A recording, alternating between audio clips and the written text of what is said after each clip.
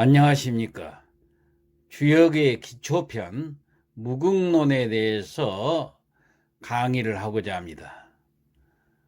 동양 철학의 그 핵심인 주역을 공부하기 위한 기초 지식에 대한 정리를 해보고자 합니다. 주역을 처음 접하는 사람은 모든 용어들이 낯설고 또 어렵게 보일 수도 있을 것입니다. 모든 내용이 한자이기도 하고 또 알 수 없는 기호들이 사용되기 때문이지요. 내용 또한 이해하기가 참 어렵게 되어 있어서 기본적인 지식이 없이는 주역을 공부하기라는 것은 참 쉽지가 않습니다. 모든 학문이 그렇듯이 여러 번 보고 눈에 익어야 할 것입니다. 그리고 또 그 내용들이 자신의 몸과 정신에 적용이 되기 위해서는 많은 고민과 성찰이 있어야 이 학문이 이루어지는 것입니다. 특히 이 주역은 그러한 과정을 통해서 나도 모르게 역을 사용하게 될 것입니다. 공자도 위편삼절이라고 해서 주역을 공부를 했는데 철끈이 그 책을 묶은 끈이 3번이나 끊어질 정도로 공부를 하셨다고 했어요. 그래서 위편삼절이라는 사자성어가 나오기도 했죠. 사실 이 학문은 주역을 잘 아는 스승에게 배워야 제대로 된 학문을 사사받을 수가 있습니다. 더불어 큰 그 사고의 백그라운드를 얻을 수 있는 장점이 있지요. 이 주역 본문을 배우기 위해서는 이 글이 어느 정도 도움이 될 것이라고 저는 생각을 합니다. 주역을 배우기 위한 기본 이론을 먼저 익혀야 하기 때문에 이 강의를 권장해 드리는 것입니다. 오늘은 무극론 중에서 무극이 유극이다. 다시 말해서 무극 그리고 유극에 대해서 알아보겠습니다. 자, 먼저 그러면은 첫째, 이 무극이라고 그랬을 때 여기서 무자는 없을 무자의 고자입니다. 이 무는 형이상학적이라고 한다고 할 것 같으면은 없을 무자의 그 무는 형이하학적인 글자다 이렇게 얘기를 하면 되겠습니다. 무는 원래부터 없다는 뜻이고 무라는 것은 있다가 없는 무가 되는 것입니다. 이해하기가 좀 힘들지요. 차근차근 이제 제 설명을 들으면 이해가 될 것입니다. 그리고 무극할 때 이 극은 끝극자로서 한계가 없다는 의미입니다. 그러니까 끝이 없다는 뜻이 되겠죠. 그래서 무극이라는 것은 극이 없어서 계속 이어진다는 뜻이고 유극이라고 그러면 한계점을 둔 것이다. 이렇게 일단 해석을 하고 봅시다. 그렇다면 왜 무극이 유극이라고 했을까요? 이 없음과 있음은 그 상반되는 조건에서 서로 분리될 수 없는 상대적인 개념이기 때문에 그렇습니다. 무가 없이 유가 존재할 수 없고 또 유가 없는 무라는 것은 있을 수 없다는 뜻입니다. 유무를 하나로 묶어서 보는 것이죠. 즉 예를 들면은 어둠이 존재하는 이유는 빛이 있기 때문이고 빛은 또 어둠 속에서 진정한 가치를 발하는 것이 바로 유와 무를 분리할 수 없는 상황이란 뜻입니다. 그렇다면 극이 없다는 것, 즉 무극이라는 것은 무엇을 의미하는가요? 시작도 없고 끝도 없는 것으로 이 우주를 의미하는 것입니다. 우주의 그 끝없이 펼쳐져서 한정없이 이어지는 것을 바로 뜻하는 것이죠. 나선형처럼 행하는 것입니다. 즉 하나의 점에서 끝없이 이어져 가는 것이 바로 무국이라고 한달 같으면, 광활한 이 대우주에는 삼라만상들이 아주 가득 차 있어서, 즉 천체라고 그러죠. 제각기 하나의 주기를 가지고 나선형의 그 형태로 끝없이 운행되고 있는 것입니다. 이 우주 공간에서 똑같은 지점에 귀착하는 것이 아니라 항시 조금씩 공간 속에서 나선형으로 이탈되어서 운행하고 있으니까 완전하게 원점으로 돌아오는 것은 아니라는 것입니다. 자, 이 그림을 평면에서 보는 나선형 구조, 이 그림을 한번 보면서 제 설명을 들어보세요. 원의 한 부분에서 시작하는 그 출발점이 있다면은 앞으로 계속해서 나아가서 끝없는 항해를 하는 것입니다. 평면적으로 보면은 끝점이 있는 것처럼 보이지만 공간적으로 보면은 이 그림과 같이 요 다시 보는 이 나선형 그림 있죠. 이 나선형 궤도를 그리면서 계속 나아가고 있음을 알 수가 있습니다. 그래서 이 공간으로 보는 나선형 궤도 구조를 이게 그림을 한번 살펴봅시다. 자, 처음에 그림 1에서 봤던 평면에서 보는 나선형 구조의 그 시작점에서 그림 2와 같이 약간 이탈된 상태로 끝없이 나아가는 것이 바로 이 무국의 형태입니다. 천체를 보아도 같은 원리로 나선형 궤도로 회전 또는 순환하고 있는 것이죠. 이 세 번째 그림을 또 하나 볼까요?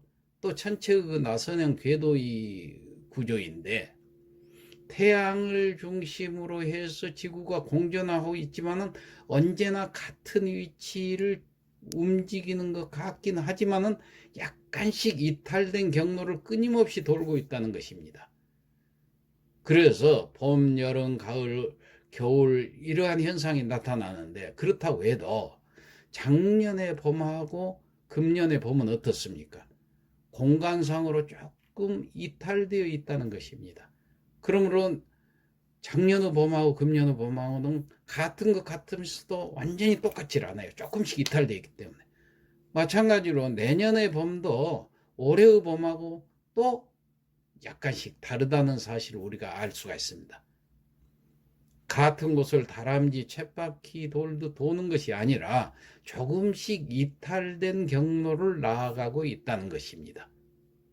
그러니까 기후의 변동은 거의 없으면서 공간상으로만 조금 이탈되어 가 있다는 뜻이 되겠습니다. 자, 무국에서 유국이 된다는 것은 이처럼 나선형이 이루어지는 내부적인 환경을 뜻하고, 그 내부적인 것이 한정되어 있다는 것이고, 그것이 바로 무국이 아니라 이제 유국이 된다는 것입니다. 그래도 이해가 잘 안 되신다 할 것 같으면 좀 더 깊은 의미를 한번 살펴보겠습니다. 자, 무국론 중에서 이 공간적 차원하고 시간적 차원을 이해를 해야 됩니다. 자, 이 공간적 차원과 시간적 차원을 이 그림으로 표시했으니까 보시면서 한번 들어보시기 바랍니다. 공간적 차원과 시간적 차원을 이 그림을 통해서 보면은 쉽게 이해할 수가 있어요. 공간적 차원에서 보면은 무국이 되고, 시간적 차원에서 보면은 유국이 되지요. 공간에서는 나선 궤도를 그리면서 시작점에서 끝없이 나아가고 있으니까 무국이죠. 그 끝이 어딘지 모르니까.